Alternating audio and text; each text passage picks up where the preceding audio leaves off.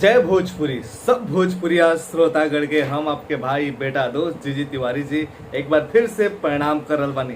का हाल बा? आशा करता नहीं कि आप लोग बहुत बढ़िया होखम जा। बहुत दिन के बाद आप लोग से मुलाकात हो रहा बा। तो कोरोना से भी सेफ होखम जा, बच के होखम जा, सावधान होखम जा। तो आज के जौन सब्जेक्ट लेके हाजिर बानी, कुछ सवाल बा जौन की सवाल हम पहले भी कहले रही कि चीज गलत नहीं थे, लेकिन बहुत भाई लोग कमेंट में बहुत कुछ बात कहले रहे। तो हमार मकसद केहू के नीचा देखावल ना, केहू के खिलाफ बोलल ना हो, बल्कि भोजपुरी में शांति और एकता लावल हटे। ऐसे मकसद बा हमार वीडियो बनावे के, जे अपना के भोजपुरी के कहे ला लोग के भोजपुरी दर्शक हलो, लेकिन वो आप लोग खेसारी लाल यादव जी के फैंस कहे ला लोग, ठेकेदार भी मान ली, चंद मुट्ठी भर लोग वालो, चंद मुट्ठी भर। कहे के भोजपुरी में पवन सिंह और खेसारी लाल यादव जैसा एगो स्टार बाड़े, जेकरा के बिहार यूपी में भोजपुरी बोले वाला हर एक बच्चा आ बूढ़ सब कोई जानेला। तो उनकर गाना के सब कोई सुने ला लो, लेकिन कुछ मुट्ठी भर जो ठेकेदारी ले ले वालो पवन सिंह खेसारी जी के हमनिए के सबसे बड़ फैन है जा। तो बात ये बा, और केहू फैन ना और केहू के फैनगिरी करे ना आवेला, इहे लोग खाली लड़े वाला आदमी फैन होले। बाकी जे गाना सुन रहल बा, एक बार में हजार हजार गाना सुन रहल बा, जेकरा मोबाइल में खाली एक स्टार के गाना पड़ल बा, बस ओकरा सुनला से मतलब है कि हम खेसारी के ही गाना सुनेनी, हम पवन सिंह के ही गाना सुनेनी, हम खेसारी जी के फिल्म देखेनी, फ्लॉपो फिल्म हो तो देखम। फैन के ई मतलब बा, बेकारो गाना हो ओकरा म्यूजिक अच्छा नहीं हो नहीं फिर भी देखम, सबसे पहले देखम। ई सब फैन के परिभाषा, लेकिन हमनी के भोजपुरी में कुछ और ही परिभाषा बाटे। फैन के ई एजा परिभाषा बा कि अपना स्टार के बस देखाओ, हमार हई रिकॉर्ड बनैले, हई रिकॉर्ड अपना आपके खुशी खातिर बनेला। अगर वो रिकॉर्ड से केहू और के तकलीफ हो रहा बानू तो खुशी का ना बात के। अगर मान ली हमारे घर में कार आ बा, अब हमारे कार देख हम खुश बनी, चल हमारे घर में कार भइल बा, अब वो खुशी से हम दूसरा के जलावे के हम कोशिश करम। हमारा मेरी कार आइल बताओ, अपना पड़ोसी के जलाई, अपना भाई के जलाई, जे नहीं कमात, बल्कि ओकरा साथे मिल के करी, सेलिब्रेट करी। ओकरो के एक दिन कार चलावे के दे दी, ओकरो के तनी एक दिन कार में बैठा दी, कुछ बात पूछ ली, हाँ भाई कैसन ठीक ठाक बानू, कार बढ़िया बानू, कैसा लागला, कि हम ओकरा के जलाई चिढ़ाई ए हमार कार बाटे ना। तभी कभी एकता ना आई परिवार में। तेजा इहे बा। अब जौन बनैले रही के ऐड लगावल सही चीज है। भोजपुरी के ठेकेदार लोग के कुछ लोग गुरु बैठल वालो, यूट्यूब पर बहुत सारा गुरु बैठल वालो, जैसा ठेकेदार लोग के भड़का देवे ला लोग। अभी लोग यूट्यूब पर तबाही मचावे ला, कचड़ बचड़ मचा देवे ला, कमेंट में वो आके उल्टी उल्टी सब करे लगे ला लोग। ऐसा ऐसा आदमी बालो तनी कड़वा वचन बोल रहा, लेकिन बोलल जरूरी बा लोग खातिर, ऐसे ही सुधरी लोग। इन लोगों ने क्या पता कि हयो जबान से गाली निकल सकता, लेकिन दिमाग बा, संस्कार बा, ज्ञान बा, तो गाली काहे के निकाली, मुँह के काहे गंदा कर सकता। जब शब्द हमारा वेरिएशन बाटे, उल्टी आप लोग करम जा तो उल्टी मत करम जा, घरे उल्टी करे के जगह बाटे। काहे के बीमार लोग के जरूरत नहीं खाई जा, वो लोग के जरूरत बजे समझे बात के। हम कहल गा चाहता कि ऐड लगावल गलत ना हो। तो बहुत लोग पवन सिंह के ऐड लगा रहे गाना पर, तो मैं कहल हम पक्ष नहीं खिले, बात कहता नहीं, बात कहे खातिर नाम लेवे के पड़ला। एडवा स्टार पता ना का तो नाम रख देवे ला लोग। शर्म करो, शर्म करी जाए यार। 25 साल देवे वाला इतना बड़ स्टार के उनका सामने आज भी भोजपुरी में केहू गायकी में टिक ना पाई। सिरमौर कहल जाले हमनी के भोजपुरी के गायकी के, सुर के सम्राट कहल जाले।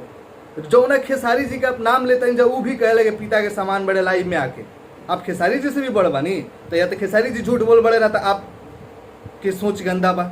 जब वो कह रहा बड़े कि आदमी के देख के गावे के सुन के हम गावे सीखल बानी, देख के एक्टिंग करे सीखल बानी, अरे हुआ वो लोग बीच में आग फैला रहा बानी जा। वो ठीक बालो, एक दूसरे के बर्थडे पर मिले ला लो, वो सच में बालो, क्या जाना था लोग का करस लोग। अब रहुआ जैसन पब्लिक बा तो लड़ले रहुआ लोग पसंद बा, तो टकरार करे ला लोग, हमार रिकॉर्ड बनल तो हमार रिकॉर्ड बनल। वो लोग में खुशी नहीं खे। अगर एक दूसरे के दुश्मनी रही तो एक दूसरे के बर्थडे पे ना जाइत लोग, शूटिंग छोड़ के एक दूसरे पे बर्थडे में आवे ला लोग। वो तो मिलल चाहता, लेकिन आप लोग नहीं खींचे मिले दे। चंद भर मुट्ठी भर लोग बानी जा, और आप लोग के गुरु जी लोग जे आप लोग रोज ज्ञान देवे ले आई यूट्यूब चैनल पे, काम कुछ नहीं के खाली ज्ञान देवे वाला काम होला। तो मजबूरी में चैनल खोले के पड़ गई, वही लोग के सिखावे खातिर। चलिए देख ले जाओ कि कितना ज्ञान देता। तो यही पे अभी अब रोवा लोग हम प्रूफ हम देखावत नहीं कि वो मकसद नहीं है कि खेसारी जी की जौन गाना आइल हटे परदेसिया सारे गामा, खेसारी जी पवन सिंह जी पैसा लेके निकल जाले भाई लोग। एक बाद कंपनी और प्रोड्यूसर की जिम्मेवारी होला कि 20 लाख लगैले बा, 25 लाख लगैले बा, तो रिकवर कैसे करी। ना रिकवर हुई तो फिर दोबारा इतना बजट लगा के गाना काहे बनाई। तू ऐड लगावे चाहे कुछ करे, चाहे हनी सिंह से प्रमोट करावे चाहे हुनका से प्रमोट करावे, उससे आपके काहे जलता भाई, आपके काहे जलन होता। और बढ़िया बात बा कि हम वो लेवल पे औकात भइनी कि हम बढ़िया बड़ी कुर्ता पहनी, आज कुर्ता हई पहना नहीं तो ब्रांडेड पहनी हई कंपनी का हो गए, ये तो खुशी के बात होला कि इंसान बढ़ रहा बा, इंडस्ट्री बढ़ रहा बा हमनी के। तो आप जिस लोग नकारात्मक चल रहा बानू, परदेसिया पर सारा ऐड चल रहा बानू, एक से बड़े रिकॉर्ड बनल बा, खूब आप लोग शेयर करत हैं जा। पवन सिंह के मोहब्बत वाला पर रिकॉर्ड बनत रहे तो का कहत रही जा आप लोग, आँख आप लोग खोले कोशिश करते नहीं, हम क्योंकि पक्ष नहीं खिले क्या आप लोग फिर उल्टी करब जगह पक्ष लेता नहीं। बात जब कहल जाला तो नाम लेवे के पड़ला दोनों पक्ष के। ती पवन खेसारी के नाम पे आप काहे तुलना करते हैं जा कि एक आदमी बड़ एक आदमी छोट, कतनो कहीं जा पवन सिंह सीनियर हवन खेसारी लाल जूनियर हवन, वो खुद मनी हन। ई बड़ रिकॉर्ड एक अचीवमेंट भाई। अब सचिन तेंदुलकर जो ना काम कैले वो विराट कोहली करके देखई हन, तो का विराट कोहली बड़ हुए सचिन तेंदुलकर से? तनी ऐसा सही दिमाग अप्लाई करी जा, दिमाग खाली हथ माइंडे लेके सोचल घूमत नहीं जा, अप्लाई तो करे के बाना। आई जोन बैठ के आप गुरु बनल बन जा, पब्लिक के मूर्ख बनावत नहीं जा। ऐड चलत नु प्रूफ दिखाई क्या आप लोग तो ऐसे कई गो बात कर सकते हैं जा। देखी वीडियो लौकत हुई तो खान सर की वीडियो है, आप ध्यान देम जा, तो खान सर के वीडियो पे देखी जा। खान सर के वीडियो पे स्किपेड ऐड चल रहा बा, स्किपेबल ऐड बाटे खेसारी जी के गाना के। पवन सिंह के भी ऐड लगा रहे, खेसारी जी के भी गाना पर ऐड लागल बा। तो फिर तभी में कौन जो रिकॉर्ड बनल बा, रिकॉर्ड है ये ना है, गिनती मत कर जाए, ऐड से व्यू आ रहा भाई है नु। लोग पिछले वीडियो में का नाम रहे, अब बताई जा, सवाल के जवाब दीजिए। सवाल बा का ए में आप लोग कहल चाहते नीचे कमेंट सेक्शन में। तो ऐड लगावल गलत ना है, एक बार फिर से बात कह रहा बनी, काहे कि ऐड लगावे खातिर पावर चाहेला और वैसा चीज होके के चाहे। ऐड लगावल के मकसद है प्रमोशन के, पब्लिक तक उस चीज के पहुंचावल। एक नया चैनल बा, नया प्रोड्यूसर बा, केहू नया आर्टिस्ट आ रहा बा, कुछ नया काम हो रहा बा, काम लाग रहा बा कि ऐसा काम बा कि पब्लिक तक अगर पहुंचा दिया जाऊ नु तो इस चीज के पब्लिक एक्सेप्ट करी, सपोर्ट करी, हाँ चीज अच्छा बनल बा। तो ओकरा खातिर ऐड के जरूरत होला। जे मार्केट में पहले से लोग दुकान खोल के बैठल बा, एगो नया दुकानदार सोची सब कुछ से मिलजुल के काम करी। जे मार्केट में लोग ओकर से जुड़े के पड़ेला नु, एक नया आदमी सोच के आ रहा बा कि हमरा ई करे के बा, ऐसा इंडस्ट्री में कइल चाहता नहीं। प्रमोशन के ई मकसद होला, रिकॉर्ड के ई मतलब ना आगे एक दूसरे का आप नीचे दिखाई। उ पवन सिंह हवन, उ खेसारी लाल यादव हवन, उ रितेश पांडे हवन, उ प्रमोद प्रेमी हवन, सबके अपन को अच्छा बात बा जे जितना अचीवमेंट पावे। तो ये सब है बहुत घटिया हरकत आप लोग मत करी जा, सब बात कही के।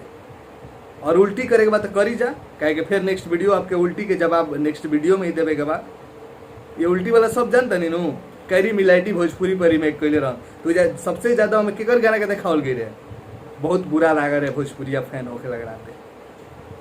तो आप लोग हो जा तो कुछ ना आप लोग का बात चली, क्या कि देखिए हम समझते नहीं कि भोजपुरी में क्या हो रहा बा, लेकिन दुनिया तो जौन दिख रहा बा वही पर विश्वास नहीं करेगी, जौन दिखा था वो लौकता। तो सपोर्ट करी जा, भोजपुरी इंडस्ट्री बदल रहा बा, सब स्टार के प्यार आशीर्वाद दी जा। आप लोग एकता के भंग मत करी जा, बस कोशिश अतने बा कि आप लोग के आँख खोले कोशिश बा। एकता जे आप लोग के मुट्ठी भर आप लोग बानी जा और दूसरे के लड़वा रहल बानी जा, ये पब्लिक के इमोशन से खेल रहा बनी जा। और जो गुरु जी बैठल बा लोग अपना आपके बहुत मतलब, हम तो एक बात कहूँ, सनकी आदमी हो, वो आदमी के कोनो काम धाम नहीं के, बस सनकी काम बा, बैठ के इहे देखल के कितना रिकॉर्ड बा, का हिंगा में कमी निकलता, का हुंगा में हौ होता, के ऐड लगावता, के का करल बा, के कहाँ से गाना चोरैले बा, के कहाँ से कॉपी कैले बा।